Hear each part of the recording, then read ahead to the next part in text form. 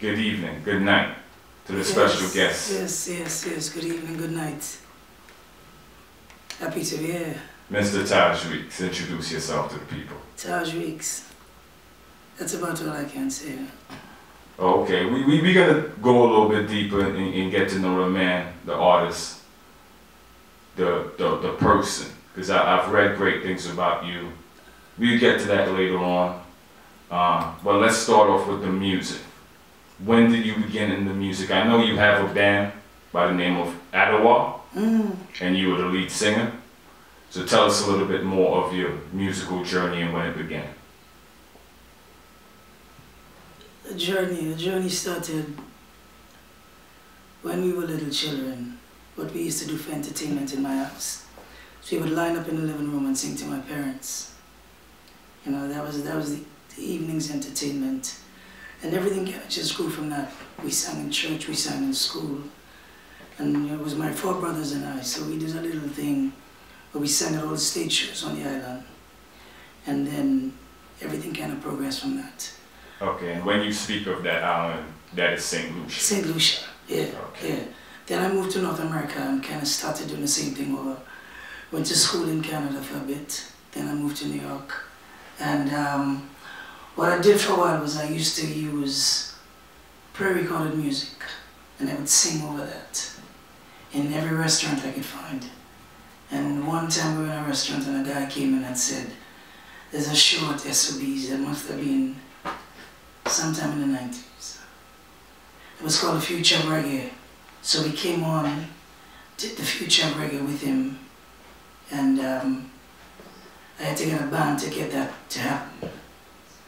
And we just kind of built everything around that. Okay. Now, speaking of the band, once again the name is Adderall. I've read that you've chosen members from various different Caribbean countries. Tell us what went into putting your band together. Well, it kind of happened on its own. It was an organic thing. It wasn't like I planned it out this way. When we did the show at SOBs, the band before me and the band after me liked what it is that we were doing. And the guys became the core members of the band from that particular show. So it so happened that we had, when the show was done, the drummer, Cornell Marshall, who used to be the original drummer for Third World, and for Zap Howe, became our drummer. Delroy Golding, who played percussion with Burning Spear, became our percussion player. Adonai Xavier played guitar with Dennis Brown, became the guitar player. Raj Desiree from Dominica, Shelton Gunn from the US. So that's kind of how it got together. Everybody came with their little island vibe, and it just became the core of the band. And that is still the members of the band to this day? Yeah, for the most part. The drummers change, but for the most part the band is the same. Okay. So, I know you've produced yourself three albums in the past. 3 studio albums and a live album, albums. Yeah. You also own your own record label that you release your music on. Yeah, because that's the only way to go. Okay. Now, as a young artist, your musical journey, did you start out with that mindset that you wanted to release your music off of your own record label, or did you go through a record label and had problems and then decided to venture off on your own? No. The idea was always to have my own label. Beautiful.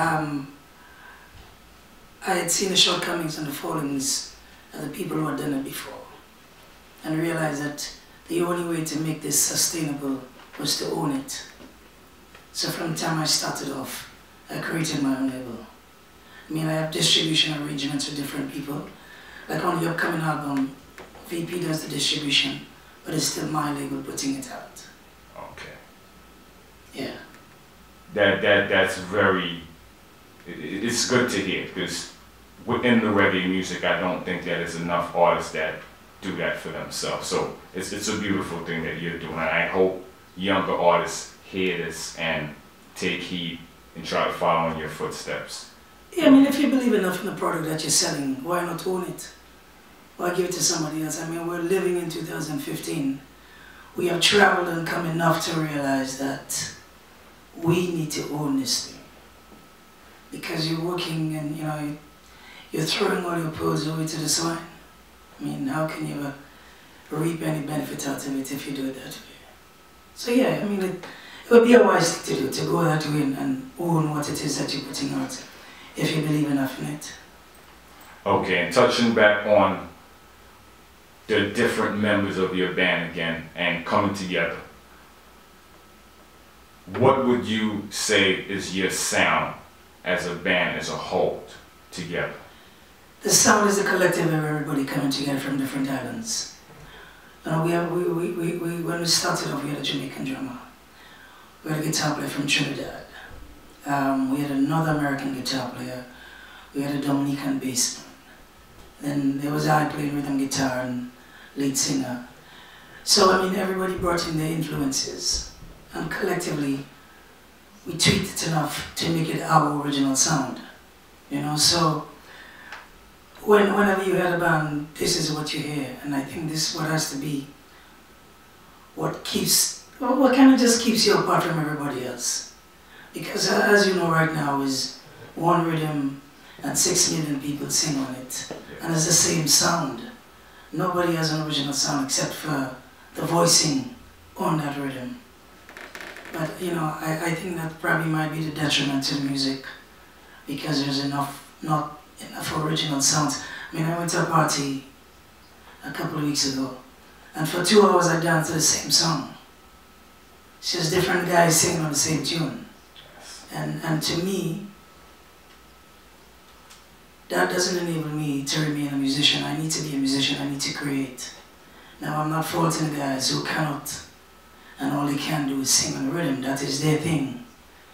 But for the music, long-term life, long-term liberty of this music, it has to be something that we create and there has to be something sustainable to it. Because right now there's only 5 producers eating, if you do it that way, you know?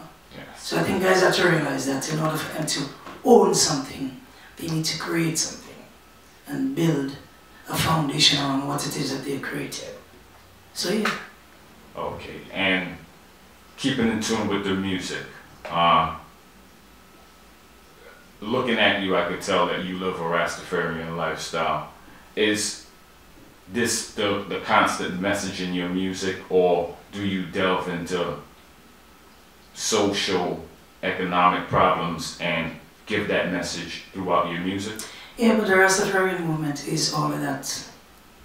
You know, I mean, if you talk about the Rastafarian movement, you have to talk about the social, the health, the well-being. All of it is entwined within that message. I mean, if every tune I sing was about Rastafari, then I would be like a Christian. But Rastafari is life.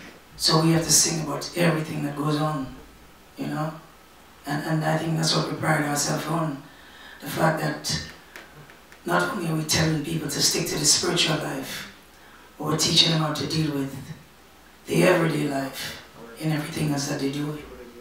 So yeah, man, it would be kind of one-sided to say that we live a Rastafarian lifestyle, but we only sing about His Majesty in every tune.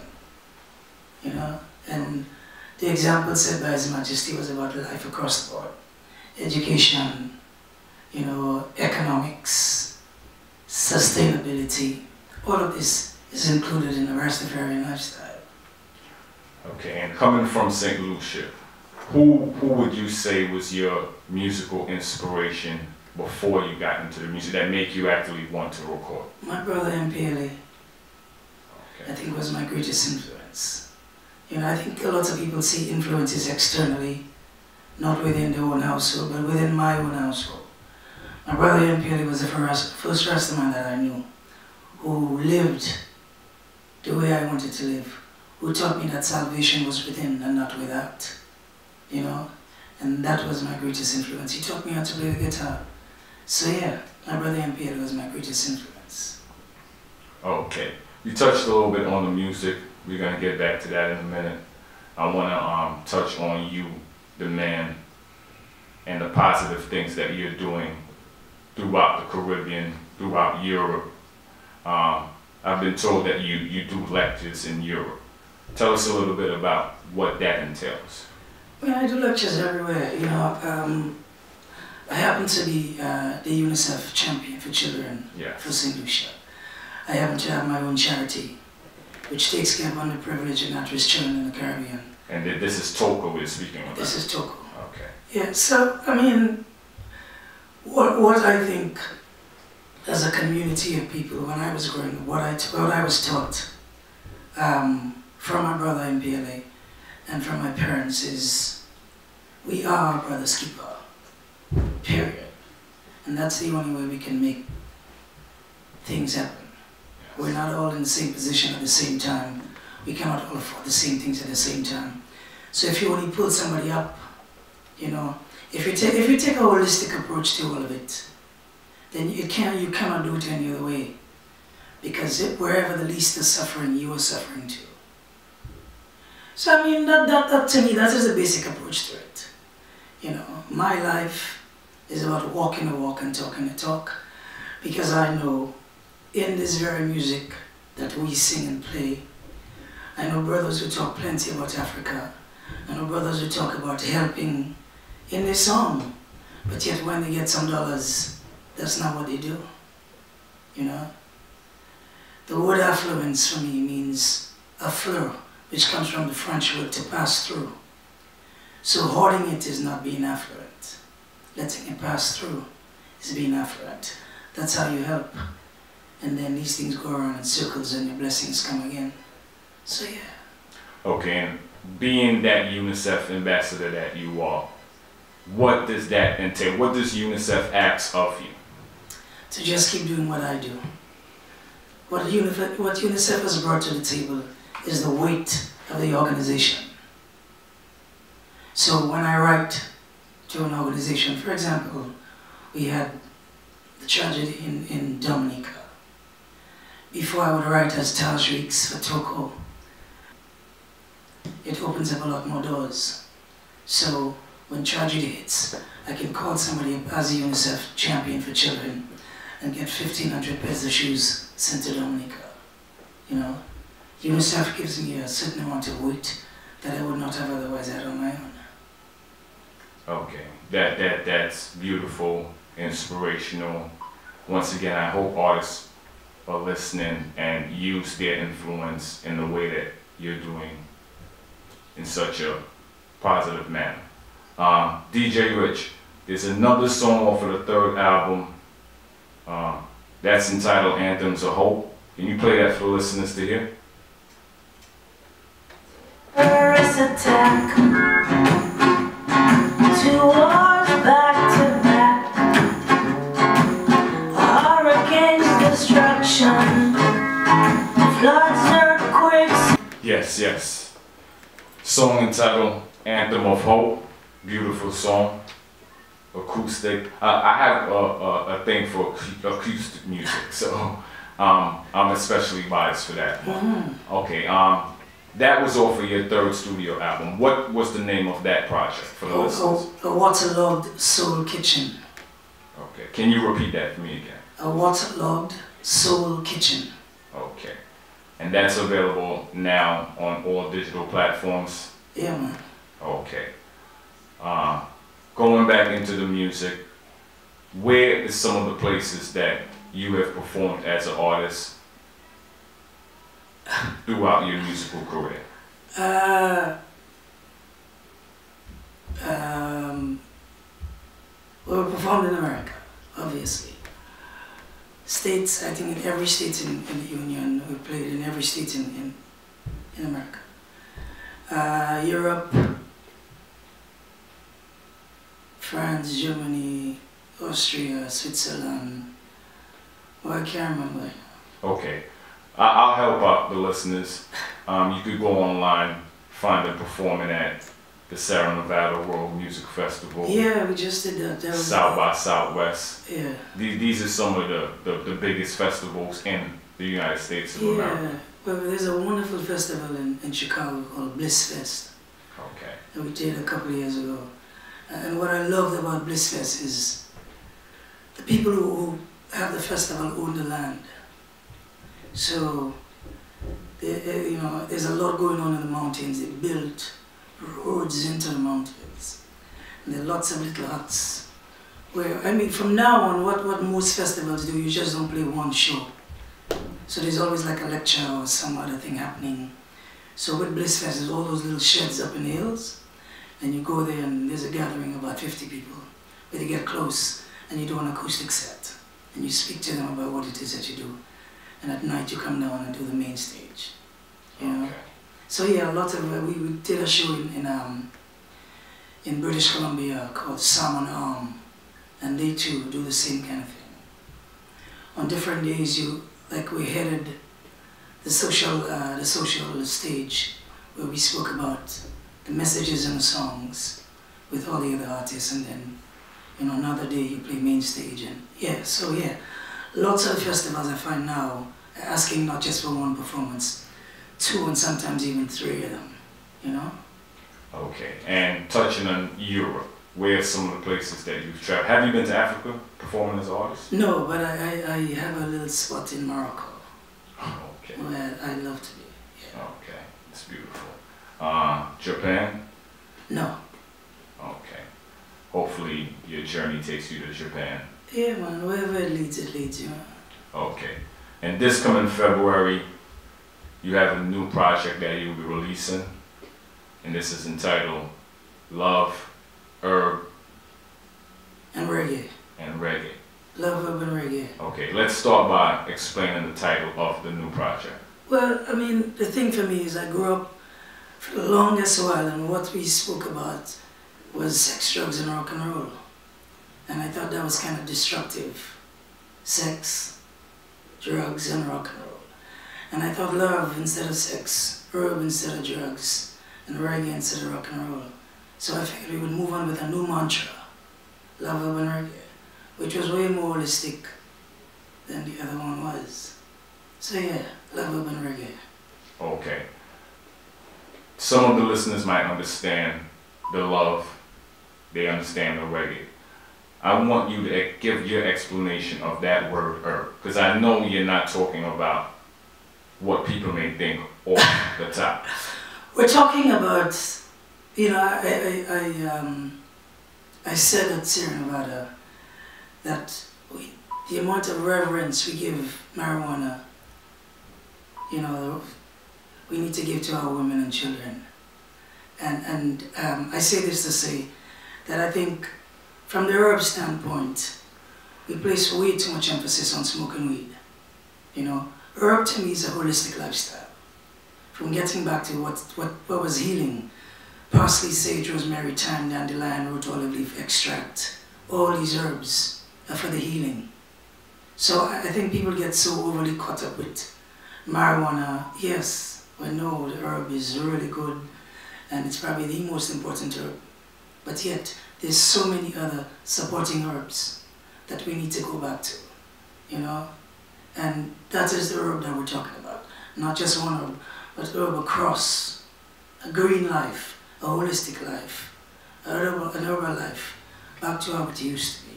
That is the herb we're talking about. Okay, so in your lecture, with you saying that, in your lectures, do you also speak about diet and food lifestyle and what we put into our bodies? Well, it depends if it goes there. I mean, the theme of last year's lecture was reggae is a verb. Reggae is a doing word. It's a giving word. You know, it's a moving word. It's not just something we sing and then we move away and don't even live it. It's a lifestyle, it's a way of life. When I was growing up, what I was taught about the music was that it was a sustainable kind of music. It was supposed to lift the people out of the drudgery that they lived in. So you had to help your brother and pull him up and tell him when he went wrong and teach him, you know, not in a condescending way, but in an uplifting way. So, but you know, in talking about this, obviously, because I wear locks and I am a Rasta man, the herb conversation always comes up. But I also say to people, when I watch my brother smoke herb when I was growing up, they didn't smoke herb and sit in a corner and daydream. they smoked herb and they worked. There was always a movement, you know, so you have to let people know that, you know, if you're going to smoke weed, you can't just smoke weed and get hungry and sit down in a corner and joke, and that's all you do, you know. Herb is supposed to give you some time for yourself at the end of your day. When it tends to pile on and you need a little meditation. You know, there are herbs for everything, but that particular herb is what I feel should be used in that particular time. It's not a joke thing. Some people take it for a joke. Okay, and is that the entire theme for the upcoming project? No, well, there's love. Love.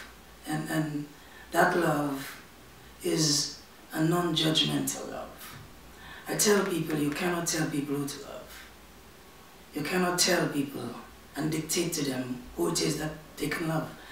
Because, you know, I mean, if I see a woman walking down the street, my head would swing for the woman. But there's some people, that's not what turns their head. Now, for some people, it might be a man who turns their head. And I know that's really taboo in the reggae community, but I'm saying it is not my position to tell somebody who they should love. Okay. I refuse to point a finger and make a judgment call on that. Have you had any backlash or negative feedback from other artists because of that stance? Well, I've gotten lots of messages in my inbox. But, you know, just leave our judgment onto him. Okay. Simple. For the upcoming project, you work with a band. Is there particular producers you're working with? No, we do most of the work ourselves. We have Sydney Mills from ST.LUCIA doing some remixes on some of the tunes, but for the most part, you know, I think it's probably over 100 years of experience with all the guys in the band. So we can do that ourselves. And what can the listeners expect from the upcoming project? It's a departure from what we've done in the past, simply because in the past I would sit with my acoustic guitar and find 4 or 5 chords and sing mostly over minor chords. This time we've mixed up the majors and the minors to suit and carry the weight of the words. For the most part, that's kind of what I am known for, the lyrical content. So we've used chords to support the words. I mean, there's a song on the album with 39 chord changes, which is not, it's unheard of in a reggae song. It's unheard of in a lot of songs, period. 39 chord changes, but I figured, for me as an artist, at the end of the day, I need to sit back and watch my collection of work and be proud of what it is that I've done. Don't matter to me if anybody else is proud. You know, because I would hate for at the end of the day, I sit back and everybody loves what I do and I hate what I do. You know? So hopefully we can find a balance between having people like what we do and we liking what we do. And of the 3 studio albums, is there one that you hold closest to your heart, or you would say is your favorite album of the 3? No, I don't think I don't think it would be a favorite. I mean, they're all my creations. But I think the first album probably holds something a little more dear because we played the local scene in New York for a while, and then we went regional, and then we went international, and then we decided to put out an album. We called the album Hope and Doubt, because these are the emotions I was going through. I was hopeful, and there were people around me who were doubtful about what I was doing and whether or not I should leave a regular paying job to do this. You know, so it was my firstborn, so to speak. And there's always some other little vibe, you know, with the firstborn. Okay. DJ Rich, we got some music off of the first album, the first studio album. Can you touch Jagged for the listeners to hear? Jagged, name of the song.